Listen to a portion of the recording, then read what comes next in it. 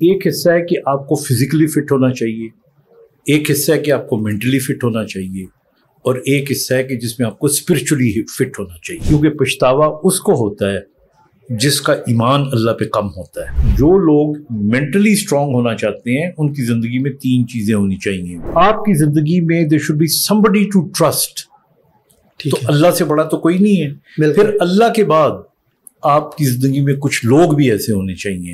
اس کے اندر آپ کے برین کے اندر ایک ویو چل رہی ہوتی ہے جس کو تھیٹا ویو کہتے ہیں۔ ٹھیک ہے، یہ تھیٹا ویو کریٹیوٹی کی ویو ہے۔ آپ ضرورت سے زیادہ کمٹمنٹ کر لیتے ہیں۔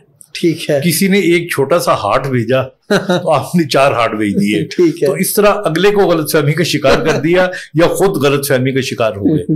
زندگی کی سب سے بڑی کتاب کسی کی اپنی زندگی ہوتی ہے۔ میرا بیٹا جو ہے ہی از ایمرجنسی کنسلٹنٹ ان امریکہ۔ ان کی جو آگے پروگریس ہوتی ہے یہ بہتے ہوئے دریا کے پانی کی طرح ہوتی ہے۔ اپنے بچوں کی رسپیکٹ کریں۔ آپ جب اپنے بچے کی رسپیکٹ کرتے ہیں تو اس کو اپنے دل میں احساس ہوتا ہے میں تو بڑا معتبر ہوں۔ آپ تاریخ نکال کے دیکھ لیں اور آج کی دور حاضر کو دیکھ لیں، اس دنیا میں جتنے بڑے بڑے کامیاب لوگ ہیں جی وہ سارے میڈیوکرز ہیں۔ بچوں سے ان کی جو چھٹیاں ہوتی ہیں یہ اتنی بڑی زیادتی کی بات ہے۔ یہ چھٹیوں میں ان کے ایکسٹرا کلاسز ہوتی ہیں، انگریزی میں کہتے ہیں access of every thing is bad. بچوں کو موبائل دینا کوئی غلط بات نہیں ہے، ٹھیک ہے، لیکن زیادہ دیر کے لیے موبائل دینا غلط بات۔ تو عورت اپنی پوری کوشش کر کے دیکھ لے، ورنہ اس سے بہتر ہے کہ جہنم میں رہنے کی بجائے اللہ تعالیٰ نے بھی حکم دیا ہوا خدا کا she should go for it۔ کسی کے کام آ جا کے اس کی دعائیں لینے کا نشہ پیدا، اس میں بھی نشہ ہے۔ میرے جو اسٹوڈنٹس یا ٹرینیز رہے ہیں وہ پاکستان کرکٹ ٹیم کے ڈاکٹر بھی بنے،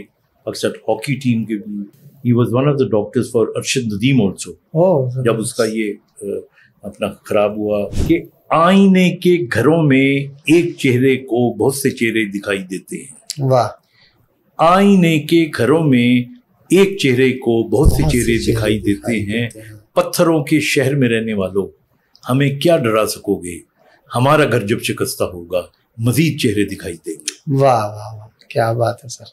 السلام علیکم جی، حسنین کے بی پوڈ کاسٹ میں خوش آمدید۔ آج میرے ساتھ جو گیسٹ موجود ہیں، آپ ان کو سوشل میڈیا، الیکٹرانک میڈیا پہ آلریڈی دیکھتے رہتے ہیں۔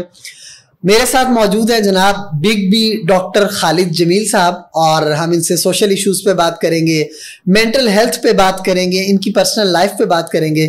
سر بہت شکریہ آپ کے ٹائم کا۔ It's my pleasure. I'm happy that you came. Thank you sir. ہم آپ ماشاءاللہ مینٹل ہیلتھ پہ بہت کام کر رہے ہیں، بہت سارے ڈسکشن کرتے رہتے ہیں۔ ہم اسی سے سٹارٹ کریں گے کہ یہ اصل میں مینٹل ہیلتھ ہے کیا، اس کا ہماری باڈی سے کیا تعلق ہے، اور ڈپریشن، انزائٹی، یہ سب کیا ہے اور اس سے کیسے نکلا جا سکتا ہے؟ دیکھیے، جو آج کل ایک ٹرم استعمال ہوتی ہے اسے کہتے ہیں ہولسٹک ہیلتھ، اوکے، یعنی ہیلتھ ان ٹوٹیلٹی۔ ٹھیک ہے، اس کے 3 حصے ہیں۔ ایک حصہ ہے کہ آپ کو فزیکلی فٹ ہونا چاہیے، ایک حصہ ہے کہ آپ کو مینٹلی فٹ ہونا چاہیے، اور ایک حصہ ہے کہ جس میں آپ کو اسپرچولی فٹ ہونا چاہیے۔ ٹھیک ہے، جو تو فزیکل فٹنس ہے اس سے تو مطلب ہے بی پی ٹھیک ہو، شوگر ٹھیک ہو، پٹھوں میں طاقت ہو، تھکاوٹ نہ ہو، وغیرہ وغیرہ وغیرہ۔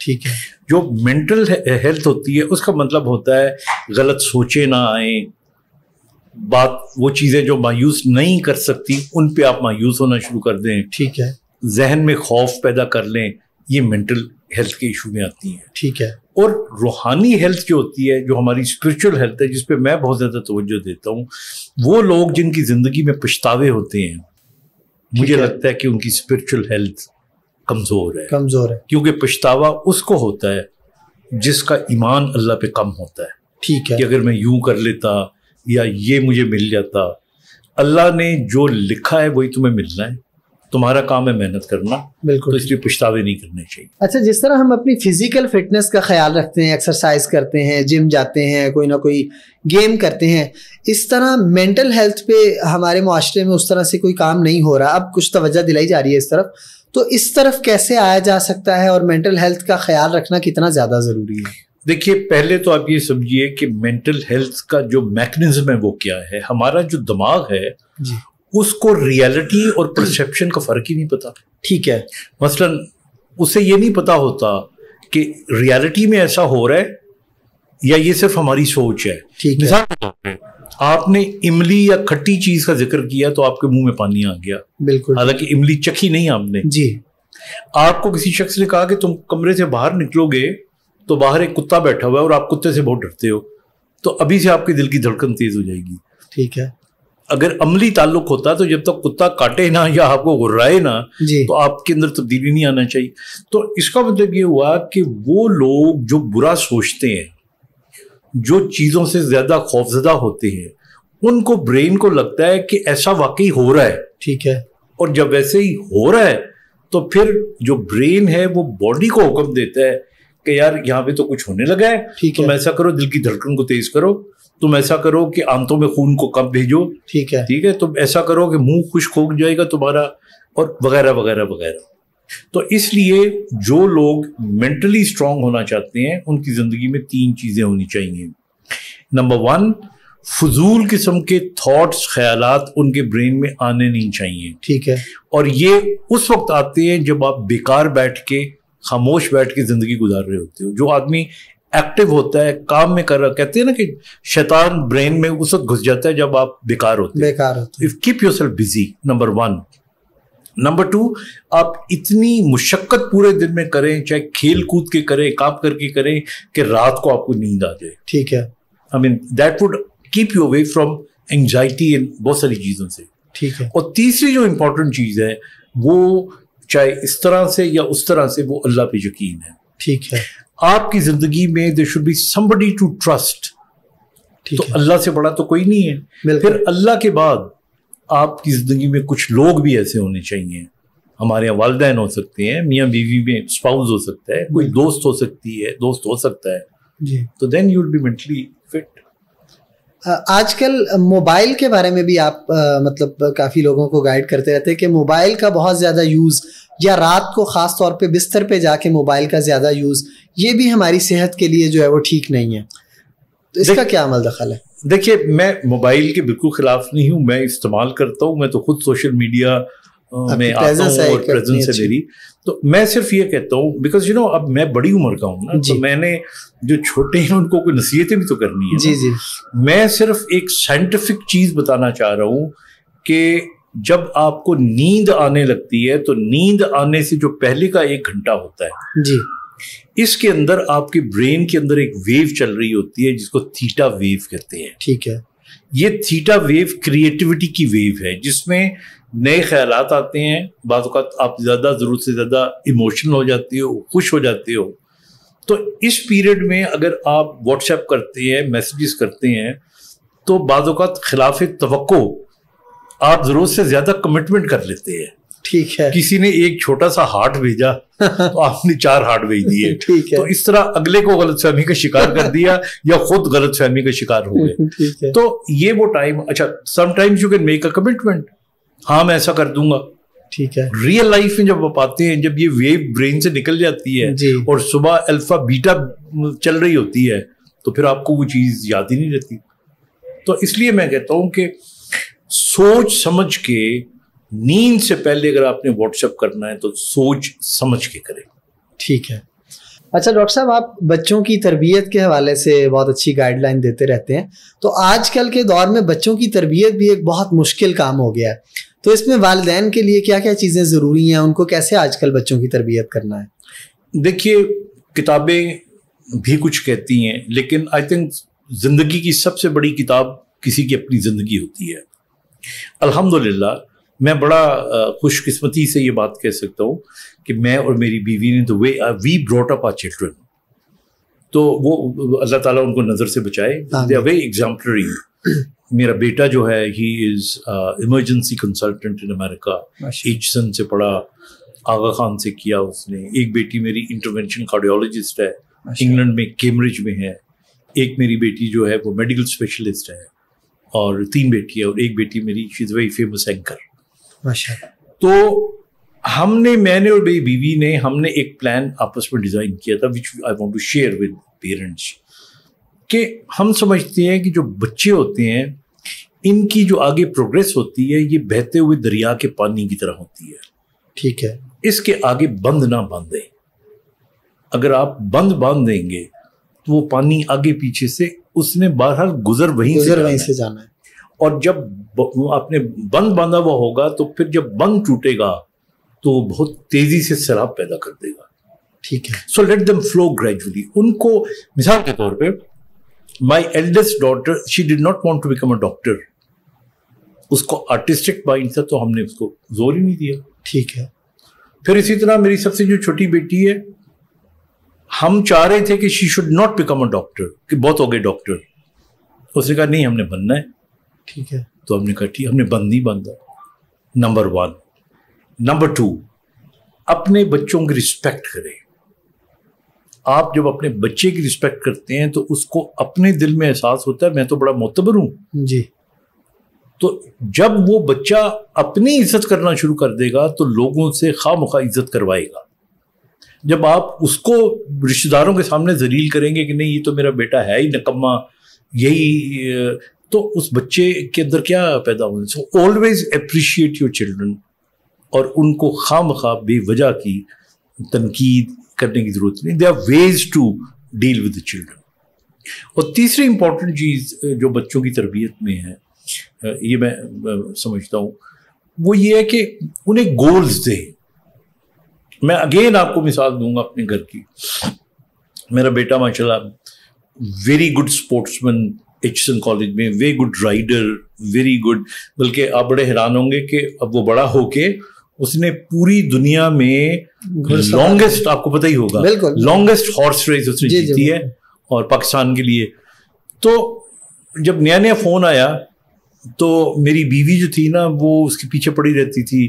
وہ واش روم میں بھی جاتا تو کان لگا کے سنتی کس سے باتیں کر رہا ہے, اور باہر لان میں ٹہل رہا ہوتا. تو میں نے کہا یہ طریقہ نہیں ہے. تو میں نے اپنے بیٹے کو ایک دن بلایا اور میں نے کہا کہ فہد مجھے آپ 2 چیزیں دے دو تو باقی پھر I would not demand any thing. کہتے جی پاپا. میں نے کہا گیو می گڈ ریزلٹس. تمہارے اے لیولس کے او لیولس کے اتنے نمبر آنے چاہیے کہ مجھے سفارش نہ کرنی پڑے اور تمہیں میڈیکل کالج میں داخلہ مل جائے. ٹھیک ہے. اس نے کہا ڈن. دوسری بات بتائیں. میں کہا دوسری بات یہ ہے کہ تمہارا علماء نہیں آنا چاہیے. ٹھیک ہے. اگر تم نے کوئی گپ شپ بھی کرنی ہے, اس عمر میں سارے ہی کرتے ہیں, تو اتنی احتیاط سے کرو, یا you should be clever. G G.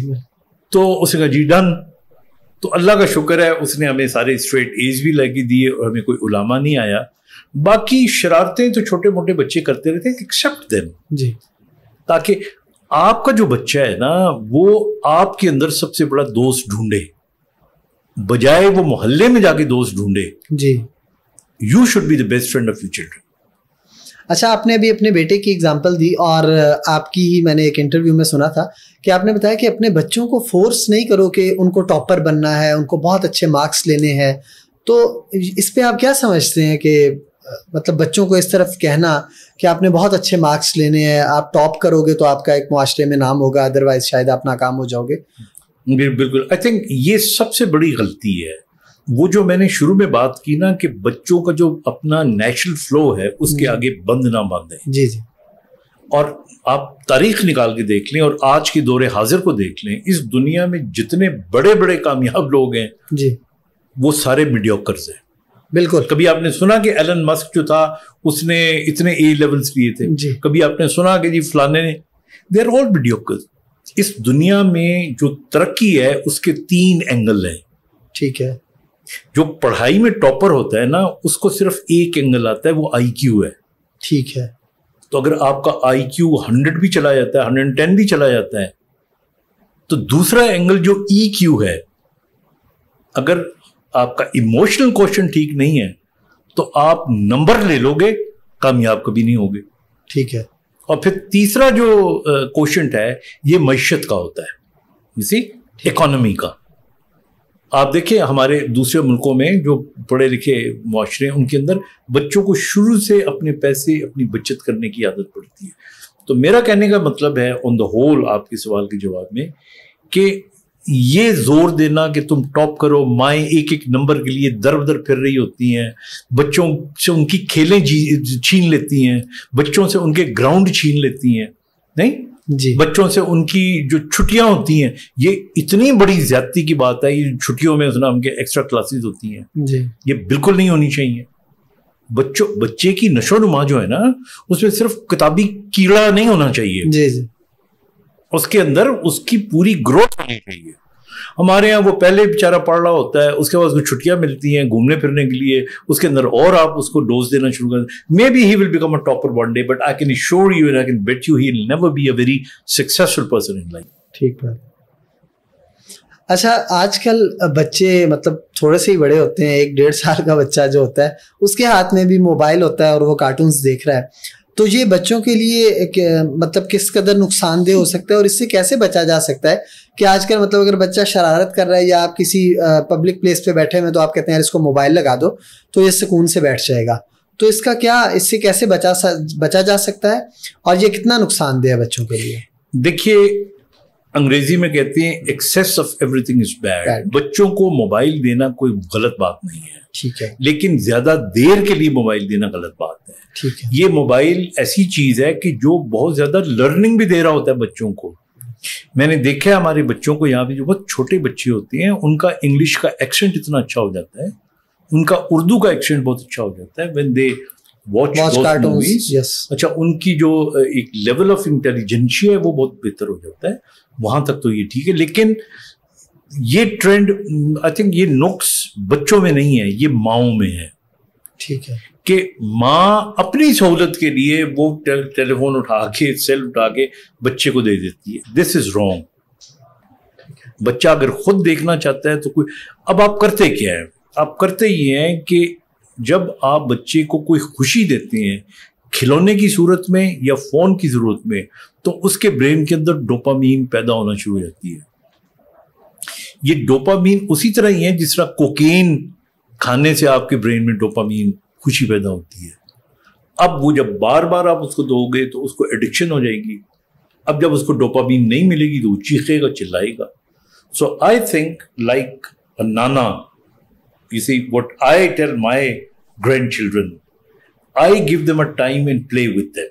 Okay, I tell them कि phone use करो, वो करते हैं, they see good and they play good games on the phone. I take them out for a, हालांकि I'm a very busy person, but I take them, जब मेरे पास आते हैं I take them out on in the grounds and I tell my daughter कि जी इनको लेके जाओ इनको। तो अगर आप बच्चे को फोन भी दें, ग्राउंड भी दें उसको, और ये सारी चीजें, और खामखा की रिस्ट्रिक्शन भी ना डालें, तो इट्स ओके। ठीक है। अच्छा, हमारे मुआशरे में बहुत सारे सोशल इश्यूज जो आजकल हम देखते हैं, उसमें एक जो हस्बैंड वाइफ का रिलेशन है, इसमें आजकल तलाक की शरह भी बहुत तेज़ी से इसमें इजाफा हो रहा है। तो आप हस्बैंड वाइफ के रिलेशन को किस तरह देखते हैं, क्या टिप्स देते हैं कि किस तरह से ये रिलेशन बहुत अच्छे तरीके से चल सकता है और कैसे जो है वो तलाक से और इन चीज़ों से बचा जा सकता है? देखिए, तलाक एक टैबू था, है, रहेगा। हमारे माशरे में भी, दूसरों माशरों में भी, ये तो अपनी जगह पे कायम है। लेकिन इसके दो पहलू हैं। एक पहलू तो ये ना कि एक नॉर्मल आदमी एक नॉर्मल औरत से शादी करता है और उनमें इख्तलाफात होते हैं, और अगर उनमें इख्तलाफात होते हैं तो फिर जो बड़े लोग होते हैं वो मिल के उनको दूर करें, दोनों नॉर्मल होते हैं तो वो ठीक हो जाती हैं। ठीक है। लेकिन अगर उनमें से एक साइकोपैथ हो, तो साइकोपैथ तो कभी भी जुबान नहीं समझता ना, जी सर, रीजन की, आर्गुमेंट्स की। तो वो अगर औरत को जिंदगी को जहन्नम बना दे तो मेरी, I don't know, people may not agree with me, तो औरत अपनी पूरी कोशिश करके देख ले, वरना इससे बेहतर है कि जहन्नुम में रहने की बजाय, अल्लाह ताला ने भी हुक्म दिया हुआ खुला का, she should go for a खुला। लेकिन अगर हम नॉर्मल लोगों की बात करें तो तलाक should be the last option to anybody. और जो हमारे यहाँ मियाँ बीवी में झगड़े उरूज पे पहुंच जाते हैं, उसकी बड़ी सिंपल सी 3 वजूहात जो मुझे लगती है। नंबर 1, अना, तुमने मुझे क्या समझा है, मतलब ये अना। तो मैं इसलिए हमेशा कहता हूं, मेरा ये आप कोट कर लीजिएगा जुमला, कि मियाँ बीवी के ताल्लुकात में हारने वाले की जीत होती है। And I can very proudly से कि मैं 40 साल से हार के जीत रहा हूं। ठीक है, ठीक है, ठीक है। नंबर 2, मियाँ बीवी में बेवजह बहस नहीं होनी चाहिए। ठीक है। ये एक बटरफ्लाई इफेक्ट होता है। इतनी सी बेजरर बात के ऊपर आपकी बहस शुरू हुई, भड़कते भड़कते भड़कते वो एक वर्ल्ड वॉर बन जाती है। अवॉइड दैट, जगह छोड़ दे, हट जाए यहाँ। और तीसरा मैंने देखा है, ایک دوسرے کے عقیدے اور والدین ان کا احترام کریں. ٹھیک ہے. باقی ایکوموڈیٹ کریں. ایک لفظ میں اگر آپ سننا چاہتے ہیں تو یہ میں آپ کو بتا دوں, اسپیس دینا سیکھیں. لڑکیاں جو بہت زیادہ شک کرتی ہیں اپنے مردوں پہ, جی وہ بھی غلط ہے. اگر مرد برا ہے بقول کسی کے, تو وہ اتنے طریقے آتے ہیں اس کو چھپ کے کچھ بھی کرنے کے کہ آپ کو کبھی پتہ بھی نہیں چلے گا. ہاں, یا تو رنگے ہاتھوں پکڑے اس کو, ٹھیک ہے نا, ورنہ خواہ مخواہ شک کے اوپر آپ اس کے ساتھ اپنی زندگی جیرن کرتے ہو. تو یہ ایک کامن کاز ہوتی ہے جس کو اوائڈ کرنا چاہیے. اچھا, ہمارے معاشرے میں نشہ آور جو چیزیں ہیں ان کا استعمال بہت تیزی سے جو ہے وہ بڑھ رہا ہے. ایون یونیورسٹی کالج اسٹوڈنٹس, لڑکے لڑکیاں بھی اب تو اس کا شکار ہیں. تو اس کو آپ کیسے دیکھتے ہیں؟ اب ریہیبلیٹیشن سینٹرز ہیں, ادھر کسی کو اگر آپ ایڈمیشن اس کا کروا رہے ہیں, کچھ عرصے بعد وہ وہاں سے نکلا ہے, اس کے باوجود وہ ان چیزوں میں چلا گیا ہے, اور اس سے کیسے بچا جا سکتا ہے؟ اور اس کا دیکھیے, جو تو کرونک ایڈکشن ہوتی ہے نا, وہ تو میرے خیال میں وہ تو لوگ کرتے ہیں, پھر ریہیبلیٹیشن سینٹر سے فارغ ہو کے آتے ہیں, پھر اسی کمپنی میں چلے جاتے ہیں دوبارہ. اصل میں ایڈکشن ختم اس وقت تک نہیں ہو سکتی جب تک کہ وہ کمپنی ختم نہیں ہو سکتی. ابھی میں آپ کو مثال دے رہا ہوں, یہ انڈیا کا ایکٹر ہے سنجے دت. جی جی ایڈکٹ ہو گیا تھا, تو آپ کو پتہ ہے اس کی ایڈکشن چھڑوانے کے لیے انہوں نے اس کو امریکہ بھیج دیا تھا. کیونکہ یہ ایڈکشن عجیب سی چیز ہے. بغیر نام لیے ہوئے, میرا ایک زمانے میں ایک ڈرائیور ہوتا تھا, تو ایک دفعہ ہم کسی ٹی وی پروگرام میں گئے, تو میں نے دیکھا وہاں ایک گیسٹ آیا ہوا تھا, شاعر ٹائپ سے تھا, تو اس سے بڑی دوستی ہو گئی اس کی. میں کہا تم اس کو پہلے جانتے ہو کہ نہیں؟ کہتا نہیں سر وہ رہن دو. میں کہ رہن کیوں دیا, کی ہوا ہے؟ وہ کہتے ساڈا نا اکھاں کا تبادلہ ہو گیا سی, یہ بھی بوٹی پیندا ہے, اچھا چرس پیندا ہے. تو کہتا میں اکھاں نہ پچھان لیا سی, اور ان کی دوستی ہو گئی. اور اس شخص کو جو آیا ہوا تھا پروگرام کے اندر, اس کی بوٹی کی کمی محسوس ہو رہی تھی, تو اتنی دیر میں وہ پچھان بھی گیا اور اس سے لے کے اسے پی بھی لی. ٹھیک ہے. تو یہ جتنے بھی, and I'm sure میری بات اگر وہ لوگ سن رہے ہیں کہ جو نشہ کرتے ہیں, ان کو پتہ ہے, ان کو خود ہی پتہ لگ جاتا ہے کہ جی کہاں پہ اڈے ہیں, کہاں سے یہ ملتی ہے. ہمارے یہاں دیکھیں نا, جو نشہ ہے, چرس کا نشہ ہے, حشیم کا نشہ ہے, شراب کا نشہ ہے, ہیروئن کا نشہ ہے, آئس کا نشہ ہے. آئس کا نشہ تو آج کل بہت زیادہ ہے. پھر آپ دیکھ لو جو چھوٹے نشے جسے آپ کہتے ہو, چاہے وہ نسوار ہو, چاہے وہ پان ہو, چاہے وہ گٹکا ہو, یہ ساری چیزیں at the end of the day آپ کی برین کے اندر ایک خوشی پیدا کرنی ہوتی ہے, اور اس خوشی کو ترسے ہوئے لوگ ایک مصنوعی سہارا ڈھونڈتے ہیں. تو آئی تھنک اگر آپ اپنی دنیا میں جیت کا نشہ پیدا کر لیں, کسی بڑا نشہ ہوتا ہے جیت, جی نمبر 1 بننے کا نشہ پیدا کر لیں, کسی کے کام آ جا کے اس کی دعائیں لینے کا نشہ پیدا, اس میں بھی نشہ ہے. جی آپ جب کسی کے لیے کچھ کرتے ہیں اور جو دعائیں آپ کو ملتی ہیں, اس میں ڈوپامین سے زیادہ بہتر چیز ریلیز ہوتی ہے, and that gives you happiness. تو یہ سارے نشے ہی تو ہیں.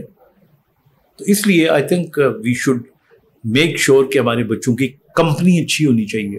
ٹھیک ہے. اور اگر خدا نخواستہ کوئی ایسے نشے کا شکار ہو جاتا ہے تو make sure he should not go back to that company. ٹھیک ہے.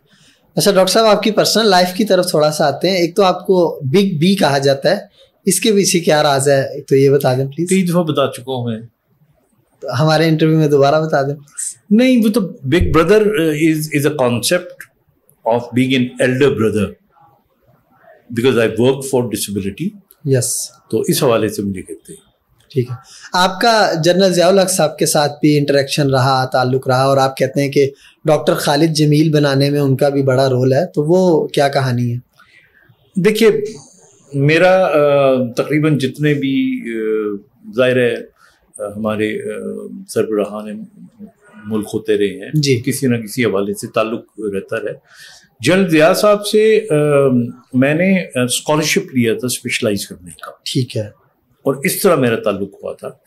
اور میں نے ان کو سڑک پہ روک کے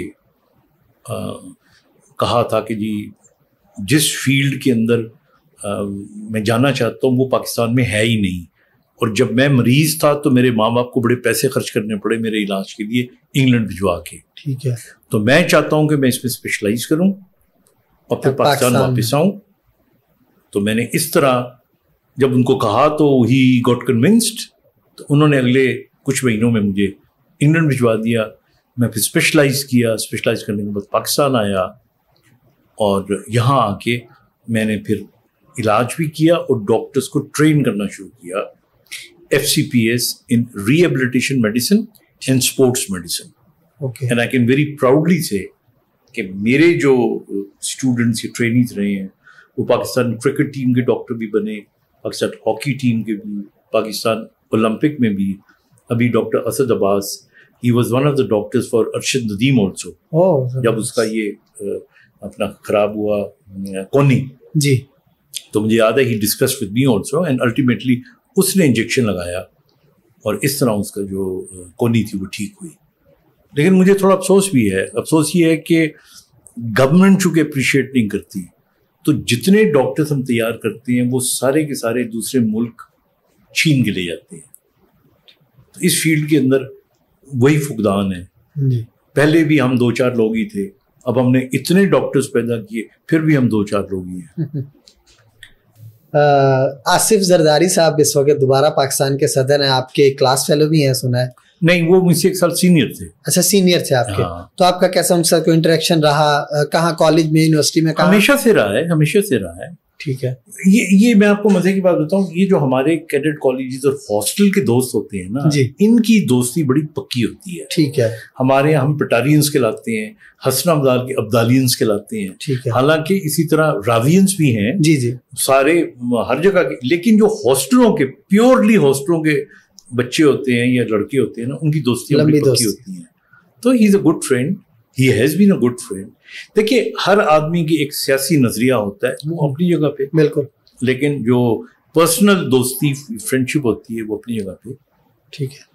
آپ کا ادب سے بھی بڑا خاصا لگاؤ ہے, آپ خود بھی لکھتے ہیں, شاعری سے بھی آپ کا لگاؤ ہے, تو کوئی شاعری اگر ہمیں سنا دیں. مجھے لکھنے کا تو تھوڑا بہت شوق تھا, کچھ چند کتابیں میں نے لکھی ہیں. جی, بلکہ میری تقریباً 12 کتابیں ابھی مارکیٹ میں ہیں اور 6 کتابوں پہ کام ہو رہا ہے. ایک اسپورٹس پہ بھی آ رہی ہے. ٹھیک ہے. اور شاعری مجھے سننے کا شوق ہے. ٹھیک ہے. لیکن میں یہ سمجھتا ہوں کہ ہر آدمی کے اندر ایک ٹوٹا پھوٹا سا شاعر بھی ہوتا ہے. ٹھیک ہے. اور زندگی میں ہر شخص کبھی نہ کبھی کچھ نہ کچھ کہتا ضرور ہے. جی. اور وہ جب کہہ رہا ہوتا ہے تو سمجھ رہا ہوتا ہے کہ غالب کے بعد میں ہی ہوں, یا میر تقی کے بعد میں ہی بڑا شاعر ہوں. تو لیکن پھر وہ 3-4 ہفتوں مہینوں کے بعد وہ ختم ہو جاتا ہے, وہ اس کے اندر کا شاعر ایکچولی بڑھ جاتا ہے. ٹھیک ہے. تو میں بھی کبھی کبھار, میں مثلاً آپ نے پوچھا تو میں آپ کو سنا دیتا ہوں کہ ایک آزاد نظم سنا دیتا ہوں کہ آئینے کے گھروں میں ایک چہرے کو بہت سے چہرے دکھائی دیتے ہیں. واہ. آئینے کے گھروں میں ایک چہرے کو بہت سے چہرے دکھائی دیتے ہیں. پتھروں کے شہر میں رہنے والوں, ہمیں کیا ڈرا سکو گے, ہمارا گھر جب شکستہ ہوگا مزید چہرے دکھائی دیں گے. واہ واہ واہ, کیا بات ہے سر. ڈاکٹر صاحب بہت شکریہ آپ کے ٹائم کا. لاسٹ پہ ہماری آڈینس کے لیے کوئی میسج پلیز. دیکھیے, جتنی باتیں کی یا جب بھی ملاقات ہوتی ہے تو وہی میسیجز ہی ہوتے ہیں, لیکن میں نے جس میسیج سے اپنی زندگی کا بھرم رکھا وہ ہے کہ birds fly not because they have wings, but they have faith. And to have faith is to have wings. یعنی پرندے ہوا میں اس لیے نہیں اڑتے کہ ان کے پر ہوتے ہیں, وہ اس لیے اڑتے ہیں کہ ان کو یقین ہوتا ہے وہ اڑ سکتے ہیں. اور میری اپنی پوری زندگی جو ہے وہ اسی پہ بیسڈ ہے, اور میں بڑا اس کو, میں ان تکلیفوں کو بھی انجوائے کر رہا ہوتا ہوں. اور ٹھیک ہے, جو ہے سو ہے, مجھے بس یقین ہونا چاہیے. جس دن انسان کو یقین ہو جاتا ہے کہ اب اس دنیا کو اس کی ضرورت نہیں ہے, وہ اس کی موت کا دن ہوتا ہے. اگر اس یقین کو آپ برقرار رکھنا چاہتے ہیں, اڑتے رہنا چاہتے ہیں, تو یقین رکھیں آپ اڑتے رہیں گے. اس وقت تک کوئی آپ کو نہیں مان سکتا. اللہ تعالیٰ نے تو ایک وقت مقرر کیا ہی ہے, لیکن یہ میرا فلسفہ یہ ہے. بہت شکریہ سر. Okay, thank you.